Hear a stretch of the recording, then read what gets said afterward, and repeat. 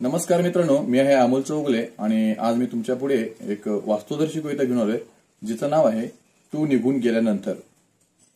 तू अचानक निघून गेलीस आणि आपल्याच घरात मी परका झालो. तू अचानक निघून गेलीस आणि आपल्याच घरात मी परका झालो. सुना मुलांच्या नजरेत अगदीच अडचणीसारखा झालो. तू अचानक निघून गेलीस आणि मी आपल्याच घरात परका झालो. सुना मुलांच्या नजरेत अगदीच अडचणीसारखा झालो. आपल्याच घरात हल्ली मला वावरता येत ती मुक्तपणे. आपल्याच घरात हल्ली मला वावरता येत नाही मुक्तपणे. मुलांनी तसं समजावून सांगितलंय बजावून अगदी सक्तपणे. मुलांनी तसं समजावून सांगितलंय बजावून अगदी सक्तपणे. तुझ्या थोरल्या सुनेने हल्ली हद्दच पार केली आहे. तुझ्या थोरल्या सुनेने हल्ली हद्दच पार केली आहे. तिच्या त्या मवाळ गोड शब्दांना हल्ली खूपच धार आली आहे. तुझ्या थोरल्या सुनेने हल्ली हद्दच पार केली आहे. तिच्या त्या मवाळ गोड शब्दांना हल्ली खूपच धार आली आहे. तुझी धाकली सून करून देते अधूनमधून गरम भाकरी. तुझी धाकली सून करून देते अधूनमधून गरम भाकरी.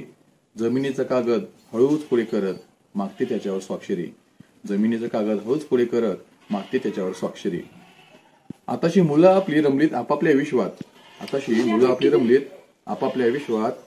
त्यांना मायेची भूक दिसत नाही बापाच्या आस्वाद.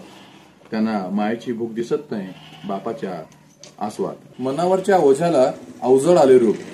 मनावरच्या ओझ्याला अवजड आले रूप. आता तुझ्याशिवाय जगणं अवघड झाले खूप. मनावरच्या ओझ्याला अवजड आले रूप आणि आता तुझ्याशिवाय जगणं अवघड झाले खूप. आता घरातला प्रत्येक जण माझ्याशी वैऱ्यासारखा वागतो. आता घरातला प्रत्येक जण माझ्याशी वैऱ्यासारखा वागतो. म्हणून मी हात जोडून देवाला रोजच मरण मागतो. म्हणून मी हात जोडून देवाला रोजच मरण मागतो. धन्यवाद मित्रांनो. ही कविता तुम्हाला कशी वाटली तुमचा अभिप्राय नक्की कमेंट बॉक्समध्ये कळवा.